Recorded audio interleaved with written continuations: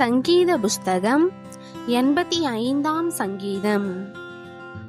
கோராகின் புத்திரரிலுள்ள ராக தலைவனுக்கு ஒப்புவிக்கப்பட்ட சங்கீதம்.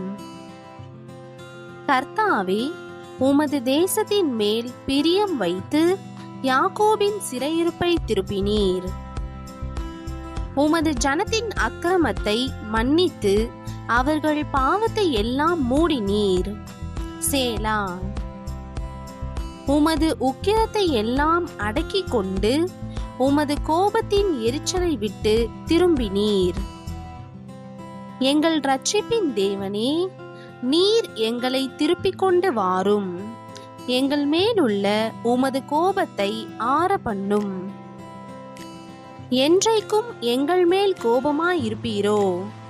தலைமுறை தலைமுறையாக உமது கோபத்தை நீடித்திருக்க பண்ணுவீரோ?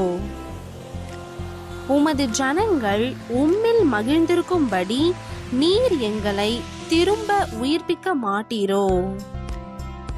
கர்த்தாவே, உமது கிருபையை எங்களுக்கு காண்பித்து உமது இரட்சிப்பை எங்களுக்கு அருளிச் செய்யும்.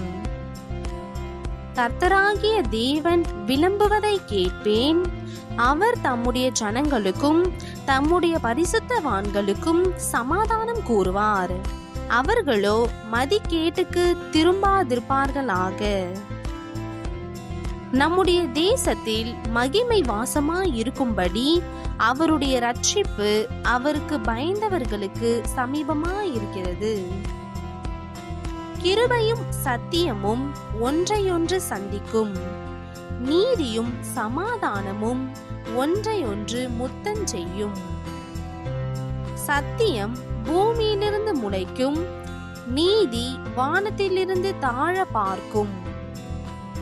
கர்த்தர் நன்மையானதை தருவார், நம்முடைய தேசமும் தன் பலனை கொடுக்கும். நீதி அவருக்கு முன்னாக சென்று அவருடைய அடி சுவடுகளின் வழியிலே நம்மை நிறுத்தும்.